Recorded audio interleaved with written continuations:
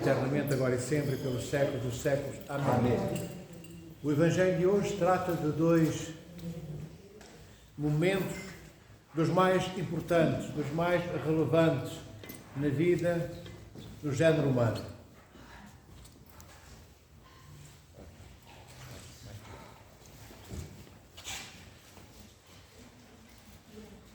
E esses dois momentos são na vida da humanidade, do género humano, ocupados pelo orgulho e pela humildade. Na maioria, infelizmente, dos nossos dias, de todos os dias de nossa vida, ocupamos os nossos dias com orgulho e dedicamos muito pouco tempo à humildade. O Evangelho de hoje é sobre o fariseu e o publicano. E o fariseu era o que já conhecem de todos os outros anos. Era um homem que exteriormente fazia tudo praticamente bem feito. O fariseu era cumpridor da lei, ele ia ao templo orar, como nós vimos hoje à liturgia. O fariseu era generoso, o fariseu dava esmolas, supostamente quem dá esmolas, supostamente é generoso. Ele cumpria todos os mandamentos da lei de Moisés e dos profetas. E do outro lado temos no templo um publicano. Quem era o publicano? O publicano de hoje é igual nos seus atos e na sua vida ao publicano do domingo passado, que se chamava Zaqueu. Este não tem nome, mas era um publicano parecido em tudo com Zaqueu. Então um publicano era um homem que não cumpria nenhuma das leis de amor de Deus. Em vez de dar a esmola aos pobres, ele roubava os pobres, cobrava os impostos em nome, como eu disse no ano passado, do Império Romano, punha uma taxa em cima do imposto que entregava ao Estado e essa sobretaxa era para ele. Era um homem que era ladrão, porque roubava o seu próprio povo do qual fazia parte, o seu próprio sangue e raça. Era um criminoso, por isto mesmo.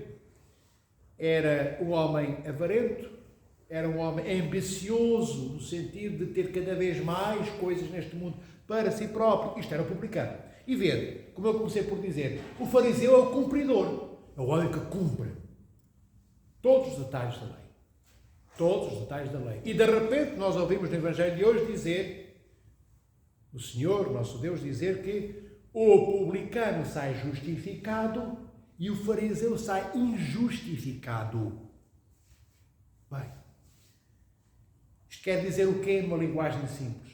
Que o publicano, que é este pecador imenso que nós vemos, agradou ao Senhor nosso Deus e vai para a sua casa, ele publicano, para a casa do publicano, ele vai no coração de Deus.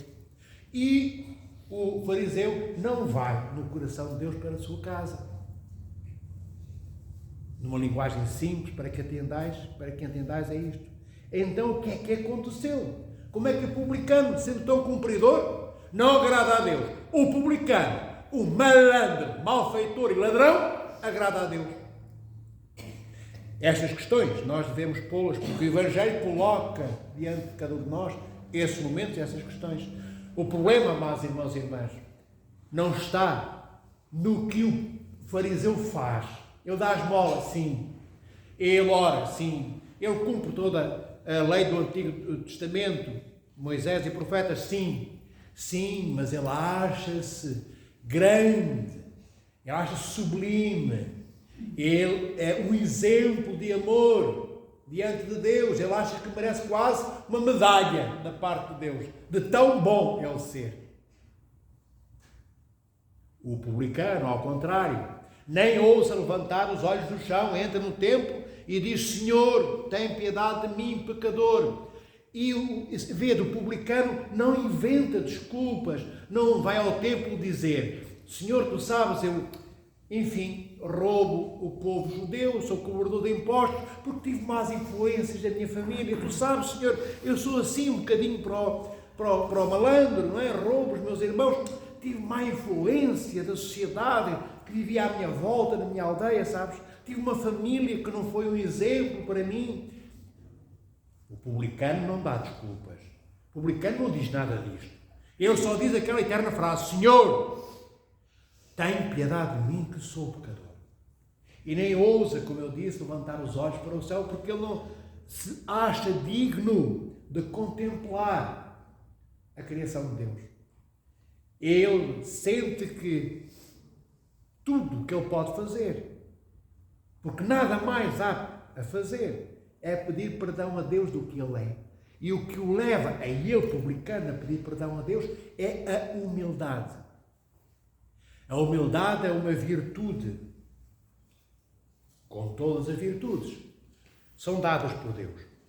Mas a humildade é uma virtude com uma cor, com um odor, com contornos e com designs, com uma forma especial. Alguns padres da igreja, como São João Sinaíta, São João do Monte Sinai, diz que a virtude que é a humildade, que a humildade é a graça de Deus sem nome. Simplesmente sem nome. Bem, mas Deus tem nome. Deus tem muitos nomes.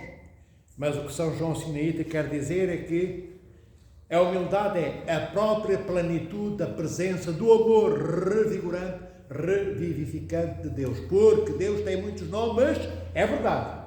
Chama-se Yahvé, Jeová e muitos outros nomes.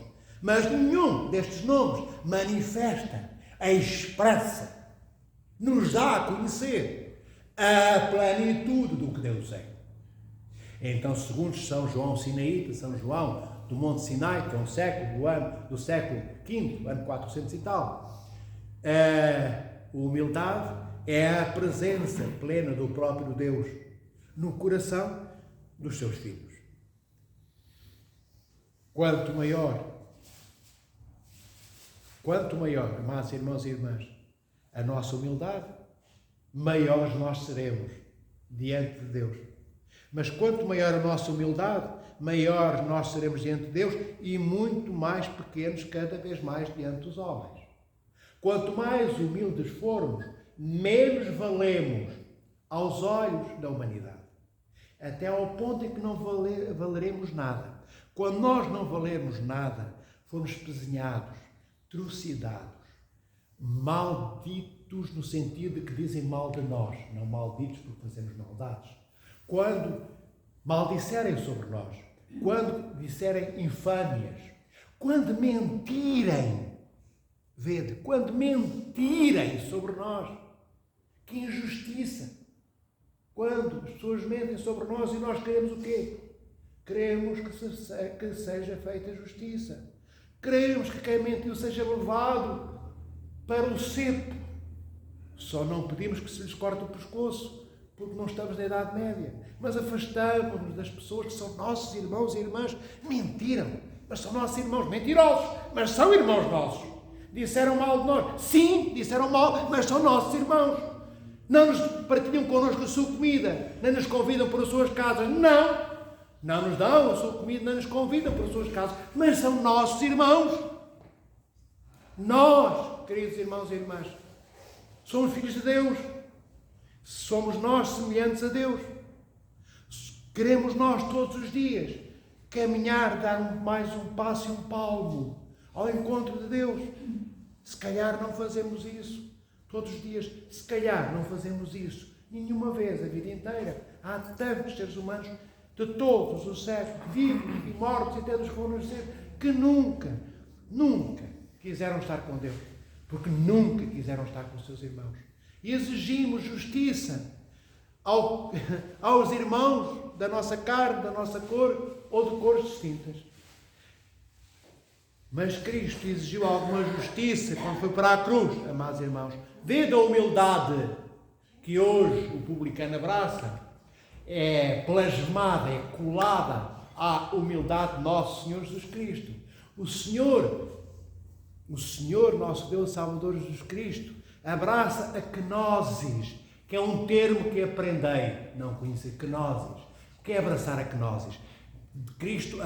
O verbo abraça a kenosis, isto é, abraça esvaziar-se do que ele era, Deus, para tornar-se o que ele não era, tornando-se como nós. O que é que isto quer dizer? Que o verbo, quando encarna no ventre de Maria, sua mãe, ele abraça toda a humildade. O Senhor sofre aquilo que os padres da Igreja afirmam, um movimento kenótico, sofre um esvaziamento, ele despoja-se, fica nu e despido da sua majestade e da sua glória que ele tinha junto do Pai e do Espírito Santo, e encarna no ventre de Maria e assume a miséria humana. Não, pior e menos do que isso, assume os farrapos esfarrapados da sombra da miséria humana. Já nem miséria os seres humanos eram sombra da miséria que foram haver. Isto quer dizer o quê? Que havia quase nada para Cristo pegar. E o Senhor,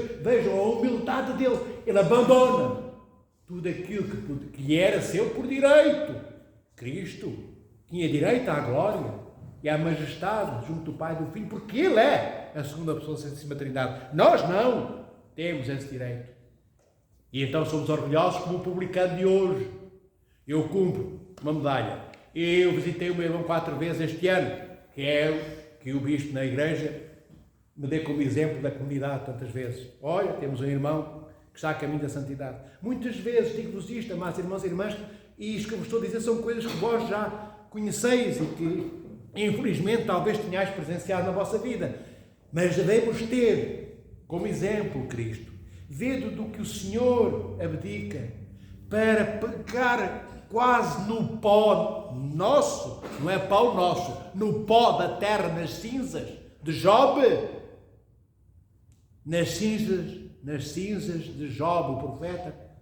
É a imagem que eu vos dou para perceberes o que é que o Verbo encontra na humanidade. E o Senhor vai para a cruz, e o Senhor vem da Trindade para a cruz, da cruz para o Hades, que é de quebra à sala antes de se entrar no reino dos infernos. É aí que Cristo vai buscar, resgatar os últimos restos da humanidade caída. E o Senhor depois sobe para a ressurreição do Hades, vai para a ressurreição da cruz ao terceiro dia. Da ressurreição vai para a ascensão e sobe aos céus. E nos céus, o que é que acontece? Vejam bem, ele começa este movimento e depois volta à Trindade. Mas volta à Trindade conosco, com toda a humanidade. Na humanidade de Cristo estamos todos nós, de todos os séculos antes do Verbo encarnar no ventre de Maria, daquele tempo, dos tempos que vieram depois e dos que ele via.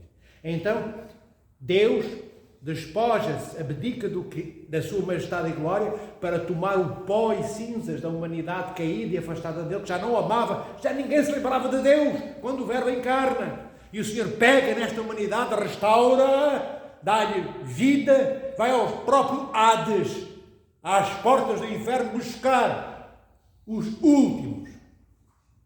E os últimos eram os primeiros que o Senhor amava. E de lá atrás Adão e Eva, entre tantos outros e outras. E depois, quando sobe aos céus, senta a humanidade à direita de Deus Pai. E porque é que eu vos digo que Cristo, o Verbo encarnado que é nosso Senhor Jesus Cristo, senta toda a humanidade, senta todo o género humano à direita de Deus Pai, porque o Verbo está sentado à direita do Pai. E se o Verbo está à direita, o Espírito Santo está à esquerda. Então, quando o Verbo volta para junto de seu Pai no seu amor pela humanidade, porque ele nunca deixou de estar junto do Pai. Percebei isto, eu sempre repito, para que não esqueçais, quando o Verbo encarna, não ficam duas pessoas, não fica o Pai e o Espírito Santo da Trindade. Continua lá o Pai, o Filho e o Espírito Santo. Ainda que o Filho encarne. Então, quando o Verbo encarnado, na sua natureza humana e divina, sobe ao reino dos céus, toda a Trindade, no momento em que ele se senta ao lado de seu Pai, à sua direita, toda a humanidade sentada à direita do Pai. O que é que isto significa? Vede, não necessitamos de ter orgulho. Que tristeza sermos orgulhosos. Nós não precisamos de pedirmos galões a Deus para pormos nos ombros, nem medalhas, nem grandes frases laudatórias, nem discursos encomiásticos de louvor, porque o Senhor põe-nos acima de tudo que nós alguma vez pudéssemos pensar que poderíamos querer para nós. Ele sentou-nos no seu trono, com Ele à direita do Pai Todo-Criador, e junto do Espírito Santo nosso santificador, vivificador e aperfeiçoador da nossa humildade. A humildade, amados irmãos e irmãs, para que tenhamos a noção do que ela é. Lembrai-vos, ou então lembro-vos eu outra vez, eu sempre vos digo, tenhai, e digo ao Senhor Serviço Teodoro, e a cada um dos arciprestes, e a todos os bispos, e também a vós, irmãos nossos e irmãs, aprendei o significado das palavras. Nós falamos e não sabemos o que dizemos. Usamos palavras cujo conteúdo nós desconhecemos. Falamos de humildade. Mas se eu vos perguntar, e perguntar a todos nós, define-me de acordo com os padres da Igreja, não de acordo com o dicionário português. De acordo com os padres da Igreja, segundo aquilo que os padres da Igreja dizem, o que é humildade? E se calhar nenhum de nós saberia dizer. E é importante que saibamos o conteúdo de cada palavra. Sabe o que é que significa conhecer o conteúdo de cada palavra? Saber onde estão os olhos, a língua, o cabelo daquela palavra, que vestido aquela palavra veste, que pantufas, que botas, que chinelos ou que sapatos aquela palavra veste. Porque nós também nos vestimos de roupagens que trazemos cobrindo o nosso corpo. Bem, nós mudamos todos os dias. As palavras têm uma coisa melhor do que nós. Depois de conhecermos o conteúdo delas, o conteúdo não muda. Humildade é sempre humildade, orgulho é sempre orgulho, bom dia é sempre bom dia, noite escura é noite escura, carraça do cão é carraça do cão. Não muda, não passa a ser borboleta do cão. Nós mudamos. Nós vamos mudando e não é mau vestirmos roupas novas ou lavadas pelo menos todos os dias. Então, a humildade é uma das maiores virtudes, para terminar, que Deus concede ao homem, porque todas as virtudes vêm de Deus. Nenhuma é nossa. Porque nasceu connosco e somos donos e proprietários delas. As virtudes vêm de Deus como a fé e são-nos dadas pelo nosso Criador. O que é que a virtude faz? Faz com que o publicano de hoje se identifique a ele próprio, sem mentir a ele mesmo. Ele olha para o chão e não invoca desculpas, não arranja, como eu disse, subterfúgios, eufemismos, desculpas, para fingir diante de Deus que não tinha responsabilidade nos atos que praticou. Ele diz, Senhor, tem piedade de mim, que sou pecador. Ou seja, neste que sou pecador, ele assume toda a responsabilidade de tudo o que ele fez de errado. Então, a humildade é como um espelho cristalino, sem neblina, sem a maresia que o espelho da casa de banho tem quando se acaba de tomar banho. Nas noites de inverno, dias de inverno, sabem? Fica embaçado, embaciado ou embaçado. Então, a humildade é como um espelho que não embaça, que não embacia, que nos revela a nós próprios quem nós somos, o que estamos a fazer, como estamos a fazer e a que distância estamos em cada momento da nossa vida da vocação e do convite que Deus fez para o encontrarmos. E o publicano viu que estava do lado do oceano. Se houvesse um oceano entre Deus e ele estava do lado e Deus estava do outro lado do oceano. E quando ele entra no templo, ele quer atravessar esse oceano que o separa de Deus. E ele diz, Senhor, eu mereço estar do lado lá longe de ti, foi onde eu me coloquei. Mas eu não quero estar onde eu me coloquei, eu quero ser próximo de ti. E por isso ele pede perdão. E não pensa em mais nada. Vendo o Evangelho não diz se ele estava a olhar, diz que ele estava a olhar para o chão. Mas ele não exige nada. Ele só diz, eu sou pecador, ajuda-me, Senhor. Ao contrário do publicano, que achava que era superior a todos. Porque era cumpridor, como acontece tantas vezes connosco. O que é que o publicano faz? Faz uma coisa terrível que nós também fazemos ainda hoje. Julgamos os nossos irmãos. O publicano julga, o fariseu julga o publicano. Ele diz no templo que é melhor do que a maioria das pessoas, e sobretudo melhor do que aquele publicano que nem deveria estar ali. E quantas vezes nós, porque somos mais antigos na igreja, ou porque temos 100 anos, enfim, 40, 50, 30 anos de igreja, ou 10 ou 15, nos julgamos melhores do que os mais pequeninos que acabaram de chegar. Graças a Deus que há irmãos e irmãs mais antigos na igreja para poderem acolher os bebés adultos que chegam. Mas são bebés na fé porque não... Bebés na adoração a Deus. Bebés, crianças e infantes porque não conhecem ainda esse caminho que Deus tem para que cada um deles trilhe. Então os irmãos mais antigos na igreja devem amar aqueles que chegam, não julgar, não criticar porque tem uma bota assim, porque não veio com a saia assim, não veio com a saia ainda, veio de calça. Então vamos com amor, chamar uma irmã nossa e dizer: olha filha, convém que venhas de saia, mas não só isto explicar porquê. Não criticar, bem assim, e o padre não viu, e o bispo não vê, e afastamos-nos. Já tem lepra. Os irmãos não têm lepra. Até os coelhos com lepra. Sabe o que é lepra? É uma doença que dá nas orelhas dos coelhos. Até os coelhos com lepra nós cuidamos e tratamos. Quanto mais os nossos irmãos vêm às vezes desfigurados. Vêm com bonitas roupas do mundo, que são roupas feias diante de Deus. Então ajudemos a saberem estar dentro do templo de Deus, que é a casa de Deus, com todos nós.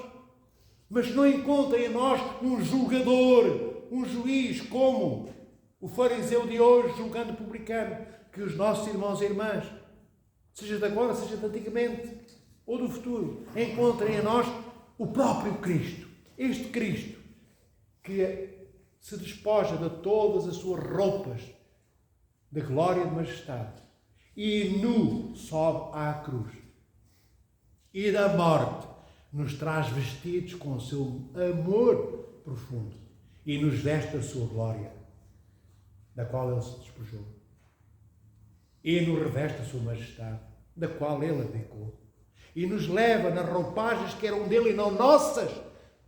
Vede, Cristo leva-nos nas roupagens que eram dele e não nossas. A majestade e a glória eram dele, não eram nossas. Ele leva-nos nessas roupagens para junto do Pai, quando ressuscita e vence a morte por nós. Então, vede o grau de importância que tem a humildade. Ninguém nunca foi nem será mais humilde do que nosso Senhor Jesus Cristo.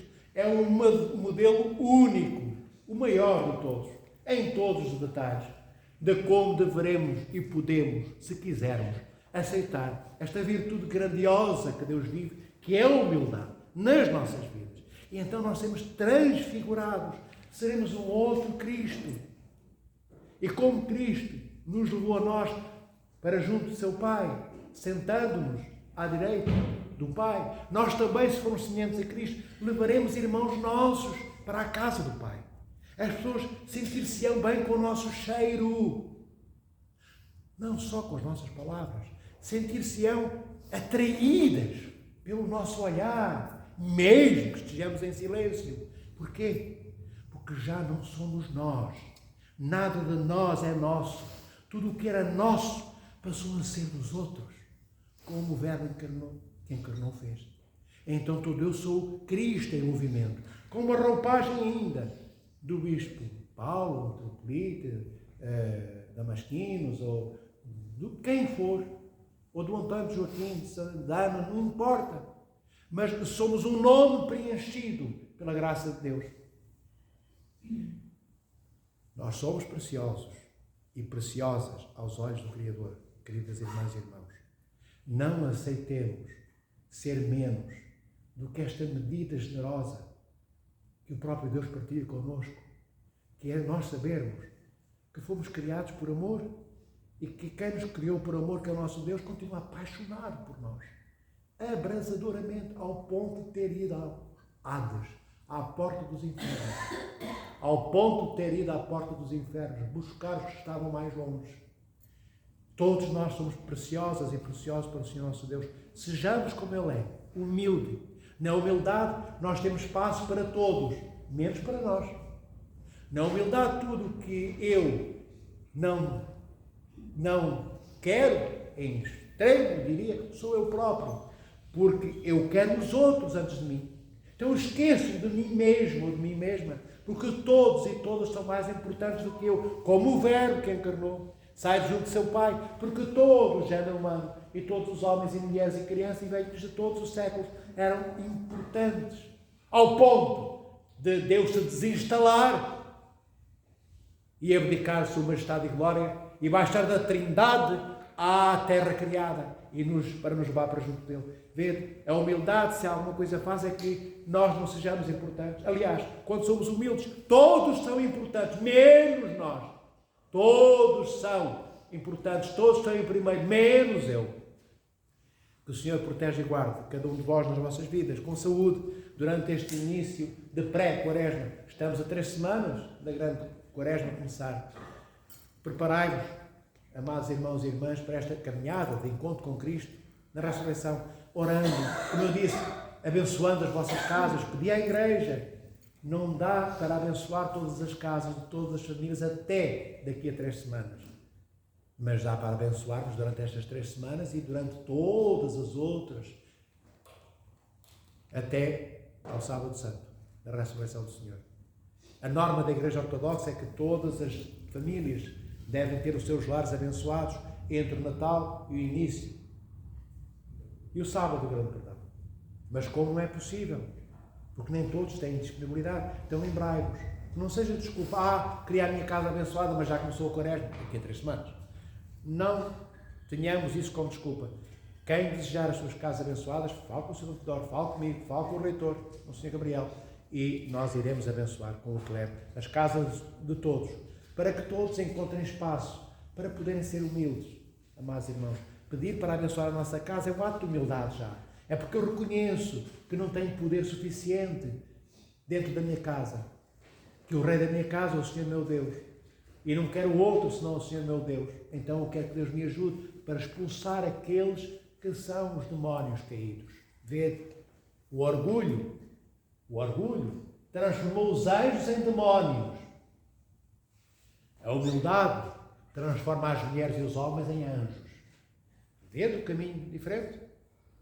Então, sejamos daqueles e daquelas que querem ser transformados em anjos e acima dos anjos e habitar com o Senhor nosso Deus no reino do Pai nosso Criador, do Filho nosso Salvador e do Espírito Santo santificador, vivificador e aperfeiçoador das nossas vidas.